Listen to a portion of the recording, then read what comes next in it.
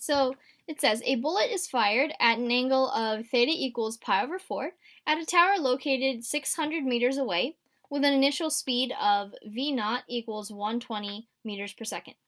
So we're supposed to find the height h at which the bullet hits the tower. Okay, so first of all, reading through this, it's like, okay, that's a lot of information. I read something about a tower and a bullet. Okay, so basically, let's write down our given. So we know that the angle of elevation, or the angle of launching, is pi over 4.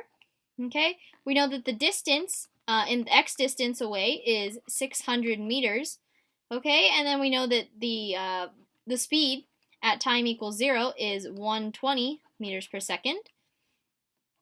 And we have to find what h is, the final height at which the bullet hits the tower.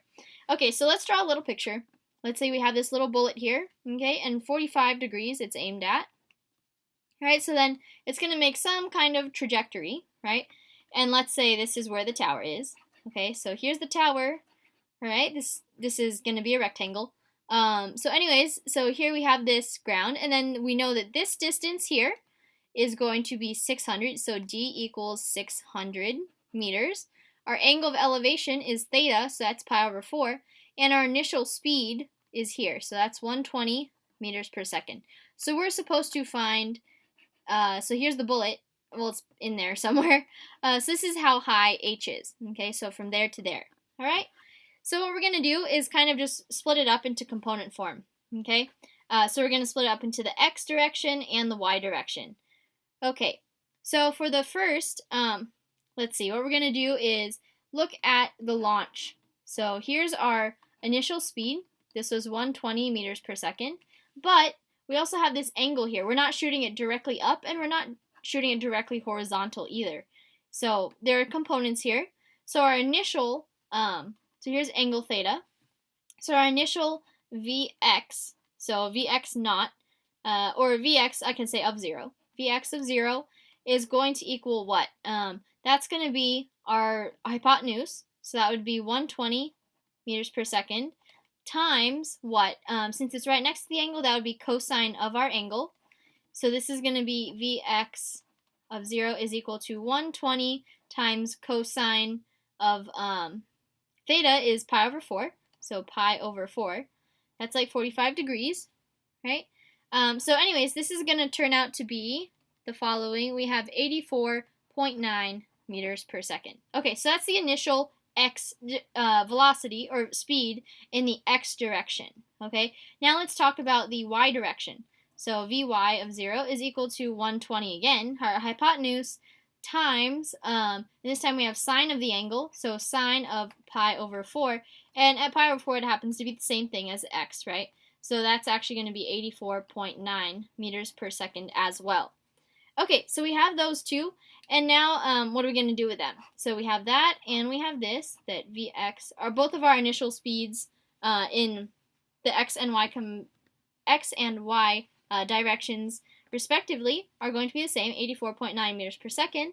But now what can we do? So let's work with what we have. So let's look at this d here. That shows you distance in the x direction. So here's our x axis, and here's the y axis, okay? Axes. So if x of t, how would we measure that? Like just in a general sense, x of t, we know that it's going to be 600 meters, but what we want to find out is what time, like when does it hit this building. So that would be given by v, so our speed, our initial speed in the x direction times time. Okay, and we don't have anything like gravity because gravity doesn't affect the motion going in the horizontally. Okay, the horizontal motion remains unaffected, so it's kind of aloof, right? So, anyways, what we can do to solve for t is just divide by our initial velocities in the x direction. So divide by the initial velocity. So we get that t is equal to 600 meters over whatever our speed was, and I'll continue this on the next slide. Okay, so I'll draw like a quick sketch again. So we have something like that, dot, dot, dot, dot, dot. Okay, going down, here's the tower. Okay, so that was 600 meters.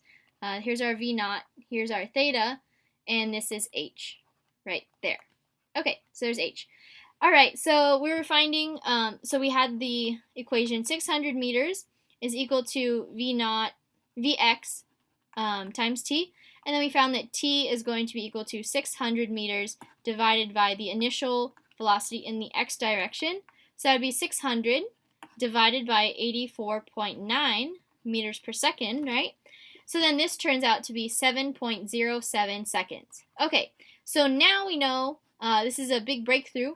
We know the time, the exact time at which the bullet hits this tower here. Okay, so now we can work with, we're pretty much exhausted all of the knowledge that we have about the x direction. So now we're going to work in the y direction. So y of t, the function is given by, so this is our height, right? That's what we want to know.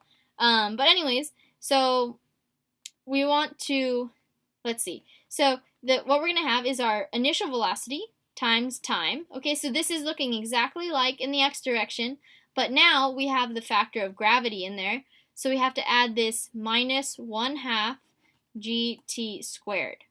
Okay, and this is just from a physical interpretation of it. This is how it changes. Okay, and we have this negative sign because gravity works against the height, because we're thinking of it as a positive height, right? So y, the positive y, we're in the positive y, so gravity's dragging the bullet down. Okay, so that's where we get that negative sign. And gravity is given as being 9.8 meters per second squared. Okay, so anyways, all right, so now we have, let's see, we know this, and we do know the gravity, and we know the time too. We just solved for it, 7.07 seconds, so we can solve for h, our height, at that time. So v sub y of 0 is the same 84.9 meters per second that we've used before, seconds, and time is 7.07 seconds. And then we have minus 1/2 times 9.8 meters per second squared. And then t squared is going to be 7.07 seconds squared. Okay? And then when you plug this into a calculator and the calculator does its thing, what we get is 355 meters. And all of the units cancel out nicely. We have the seconds on the bottom, seconds squared, and our final answer is going to be 355 meters. So that's how high it hits the building here. And as you can see, my drawing is not to scale. But anyways, we found our answer.